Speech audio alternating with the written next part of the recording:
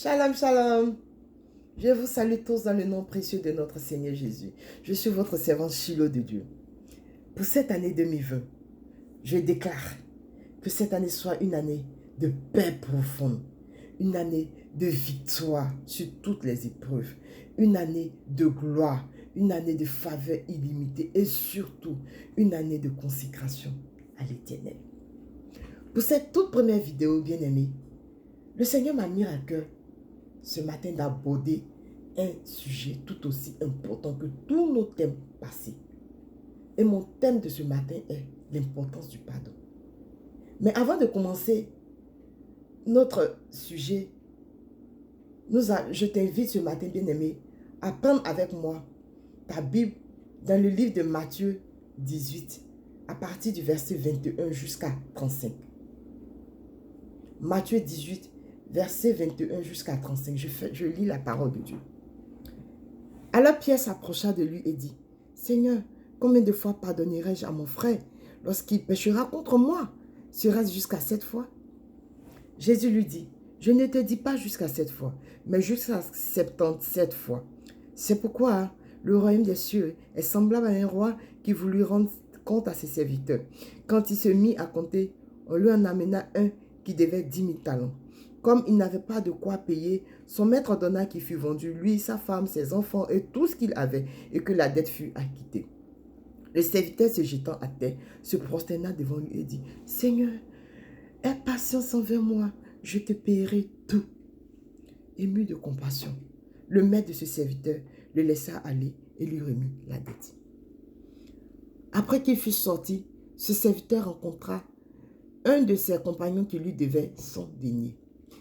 Il les saisit et l'étranglait en disant, « Paie ce que tu me dois. » Son compagnon se jetant à terre, le suppliant, disant, « Aie pitié envers moi, je te payerai. » Mais l'autre ne voulut pas et il alla le jeter en prison jusqu'à ce qu'il eût payé ce qu'il devait.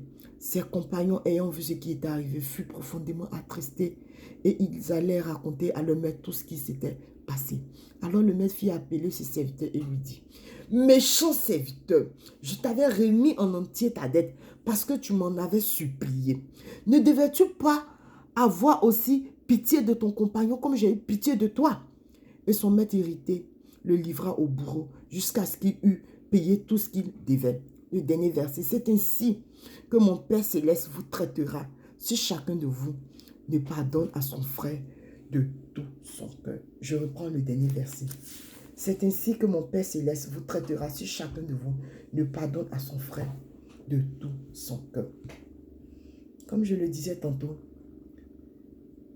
notre étude d'aujourd'hui va porter sur l'importance du pardon. Mais tout d'abord, bien-aimé, qu'est-ce que le pardon? Essayons de donner quelques définitions du mot pardon. Le pardon, c'est la rémission d'une faute, d'un péché. C'est le fait de ne même pas tenir rigueur d'une faute. Vous voyez, bien-aimé, nous sommes des êtres humains, nous vivons en société. Et cette vie en société est souvent source de frustration, est souvent source de conflit. Mais le pardon, qui est quelque chose de capital, est vraiment nécessaire pour que cette vie en société-là puisse avoir son sens. Avec le passage que nous venons de lire, nous voyons le Seigneur Jésus qui avait enseigné le pardon à ses disciples. Et après maintes réflexions, l'apôtre Pierre s'est approché du Seigneur Jésus et lui a demandé, « Seigneur, si mon frère a péché contre moi, combien de fois devrais-je lui pardonner? Serait-ce jusqu'à 7 fois, selon l'apôtre Pierre? » Et c'est ce qui est normal parce que nous savons que le chiffre 7, c'est le chiffre de la perfection. Donc pour l'apôtre Pierre, pardonner 7 fois était vraiment le top. Ce qui signifie que le pardon est quelque chose de difficile. Mais le Seigneur Jésus a surpris l'apôtre Pierre en lui disant, ce n'est même pas seulement 7 fois que tu dois pardonner quand ton frère pêche contre toi. Mais c'est jusqu'à 77 fois, c'est-à-dire 70 multiplié par 7 qui fait, 490 fois. Waouh! Le Seigneur Jésus veut nous dire par là que tant qu'on a l'occasion de pardonner, bien aimé, de pardonner. Parce que 490 fois, ton frère vient, il te fait la même chose. Tu lui pardonnes, tu lui pardonnes. Ah, Seigneur Jésus, est-ce que cela c'est possible? Avec l'histoire que le Seigneur vient de nous montrer, le Seigneur vient de nous dire que tant qu'on ne va pas pardonner, notre Père Céleste ne nous pardonnera pas. Raison pour laquelle, dans le livre de Matthieu 6 au verset 12, quand il apprenait la prière de notre Père aux disciples, le Seigneur a dit, à partir du verset 12, pardonne nos offenses, Père, pardonne nos offenses comme nous pardonnons aussi à ceux qui nous ont offensés. Ce qui veut dire que tant que nous ne pardonnons pas à celui ou à celle qui nous a offensés, bien-aimés, le Seigneur Jésus ne pourra pas te pardonner. Quand le Seigneur parle de pardonner 490 fois, ce qui veut dire, tant qu'on a l'occasion de pardonner, de le faire, de le faire. Mais bien-aimé, entre nous, est-ce que cela est possible? Oui, je dirais oui, parce qu'avec Dieu, tout est possible. Bien-aimé, le Seigneur Jésus, en ce jour, te dit de pardonner. Tant que tu as l'occasion, quel que soit ce qu'on t'a fait, quel que soit le péché qu'une personne peut te faire, quelle que soit l'offense que quelqu'un peut te faire, quel que soit. Parce que vous savez, souvent, il peut arriver à cause des blessures passées, à cause des situations vécues, à cause des offenses les plus légères jusqu'aux offenses les plus profondes. Notre cœur souvent refuse de pardonner. Mais le Seigneur Jésus dit, tant que tu as l'occasion de pardonner, ne regarde pas à l'offense qu'on t'a fait. Que ce soit quelque chose de douloureux ou pas, le Seigneur te dit de pardonner. Souvenez-vous à la croix. Lorsque Christ était à la croix de Golgotha, il souffrait, lorsque toute l'humanité entière l'avait accusé, toute l'humanité entière l'avait livré, lorsque il était à la croix, bien-aimé, il l'a dit, Seigneur, pardonne-leur, car ils ne savent pas ce qu'ils font. Waouh! L'amour que Christ a pour nous. Il n'a pas dit parce que peut-être l'apôtre Pierre, toi tu m'as renié, je ne vais jamais te pardonner. Il n'a pas dit, Jairus, toi j'ai ressuscité ta fille, mais quand même tu es parmi ceux-là même qui sont en train de me clouer à la croix. Mais il a pardonné, il a dit, Père, pardonne-leur car ils ne savent pas ce qu'ils ont fait, ce qu'ils font. Il n'a pas dit parce que toi, Marie de Magdala, j'ai chassé 7 démons de ton corps. Mais aujourd'hui, là, comme tu es en train de me clouer comme les autres, je ne te pardonne pas. Mais il a dit, Père, pardonne car ils ne savent pas ce qu'ils ont fait. Bien-aimé, laisse-moi te dire que le pardon est quelque chose d'important. Parce que le pardon est une garantie pour toi-même ta propre vie. Le pardon te libère d'un certain nombre de choses. Parce que quand ton cœur est chargé, tu dis, moi, je ne pardonne pas. Tu te fermes des voies.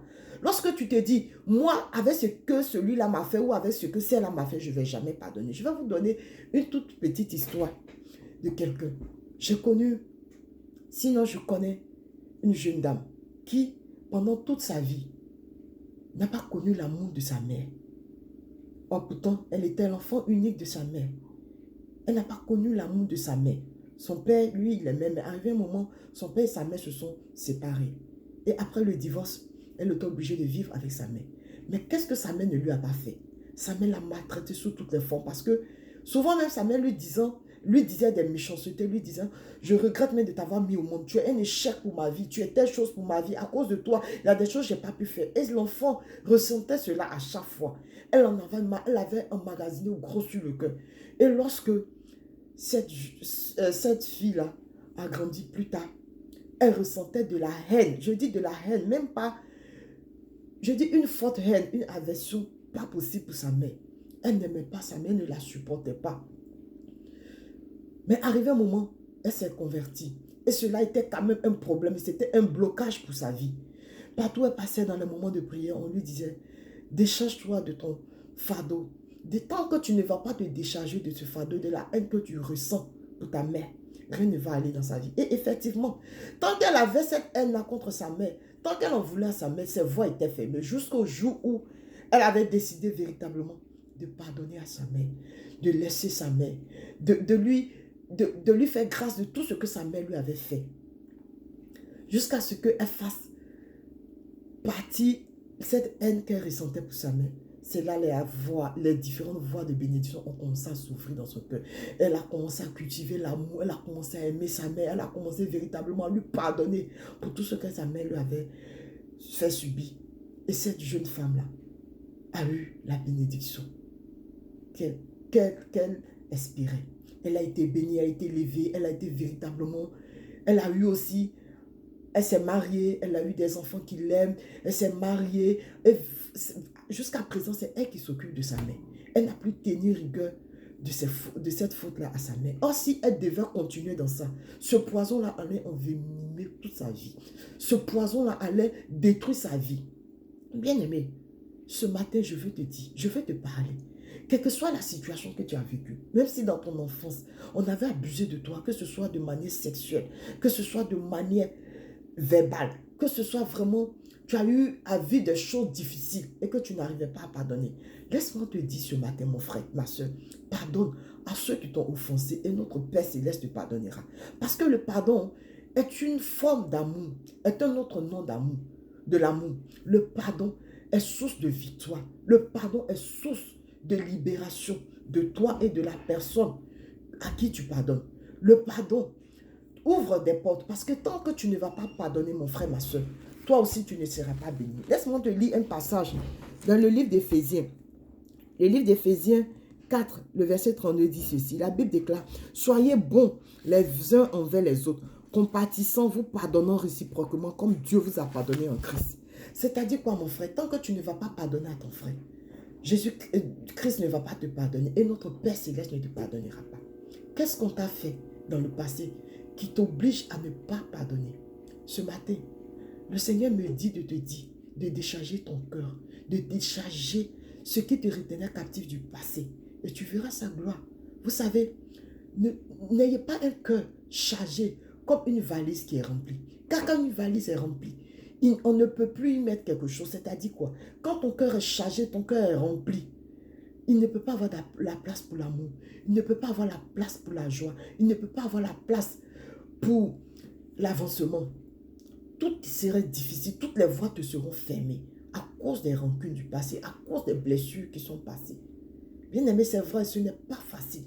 Mais le Seigneur Jésus te dit, pour toi qui as pris la décision de marcher selon le Seigneur Jésus, il te dit ce matin de pardonner à ton frère, de pardonner à ta mère, de pardonner à ton mari qui t'a trompé, de pardonner à tes enfants qui t'ont humilié, de ne pas tenir rigueur de ces différentes fautes-là, pour que véritablement ton lendemain soit meilleur. Parce que vous savez, quand on ne pardonne pas, l'ennemi utilise cela. Quand on ne pardonne pas, le diable utilise cela. Et il peut utiliser cela pour créer en toi des maladies, pour créer en toi même la sorcellerie. Parce que souvent, quand le cœur est chargé, quand il y a les rancunes, quand tu décides de ne pas pardonner, lorsque le diable vient avec des mauvaises idées en toi, il peut utiliser cette faiblesse-là pour pouvoir te faire entrer dans la sorcellerie. Mais laisse-moi te dire, mon frère, ma soeur, pour toi qui as l'habitude de pardonner, continue de pardonner. Pour toi qui n'arrive pas à pardonner, demande au Saint-Esprit de t'aider à pardonner. Car le pardon n'est pas une faiblesse, contrairement comme ce que certaines personnes pensent. Mais le pardon, au contraire, est une force qui libère, est une force qui bénit, est une force qui donne l'autorité, qui donne le moyen, sinon l'autorisation à Dieu de pouvoir se venger dans la situation dans laquelle tu te trouves. Bien-aimé, pendant que tu es encore en vie, tu as l'occasion de pardonner. Pardonne toutes les fois que quelqu'un te fait du mal. Toutes les fois que quelqu'un te fait du tort, pardonne. Toutes les fois où quelqu'un te méprise, pardonne. Toutes les fois où quelqu'un t'insulte, pardonne. Toutes les fois que quelqu'un t'offense, pardonne. Toutes les fois où quelqu'un te manque de respect, pardonne. Toutes les fois où quelqu'un te fait du mal, pardonne, mon frère. Car tant que tu vas pardonner, tu auras toujours la victoire sur cette personne. Tant que tu vas pardonner, tu auras toujours la victoire sur les différentes situations qui se présentent à toi. Tant que tu vas pardonner, tu auras du succès, tu auras une bénédiction pas possible. Tant tant que tu vas pardonner, tu verras la gloire de Dieu dans ta vie. Mon frère, c'est vrai, ce n'est pas facile.